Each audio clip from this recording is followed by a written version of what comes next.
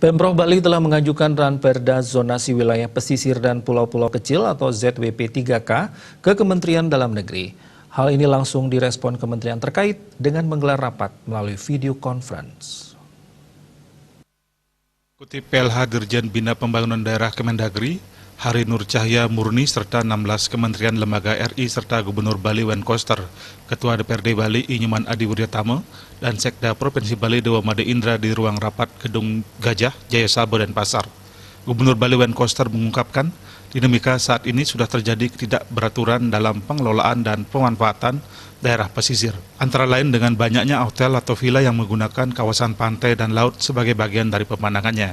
Kondisi ini seringkali menimbulkan praktek-praktek yang tidak sehat, termasuk mengganggu kepentingan masyarakat Bali di dalam menyelenggarakan ritual keagamaan dan kebudayaan. Koster menegaskan hal ini tidak boleh dibiarkan.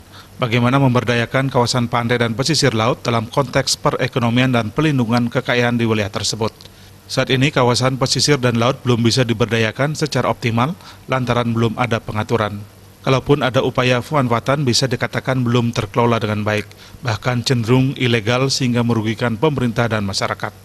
Sementara Laut Bali merupakan sumber kekayaan dengan nilai-nilai sosial ekonomi, yakni sebagai pesisir dengan kekayaan hayati, mangrove, terumbu karang, dan sebagainya.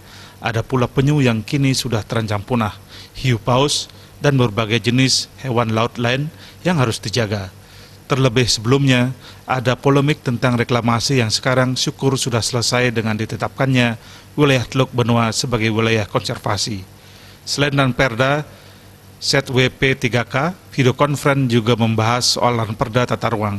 Koster mengatakan Ranperda Tata Ruang sudah mengakomodir rencana pembangunan sarana infrastruktur transportasi darat, laut dan udara secara integrasi di Bali untuk pembangunan jangka panjang.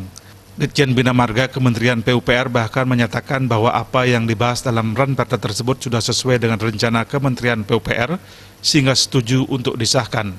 Bali tinggal menunggu keputusan Mendagri sebagai persetujuan agar Ranperda ini bisa segera disahkan dan bisa kami laksanakan dan gunakan untuk pembangunan Bali.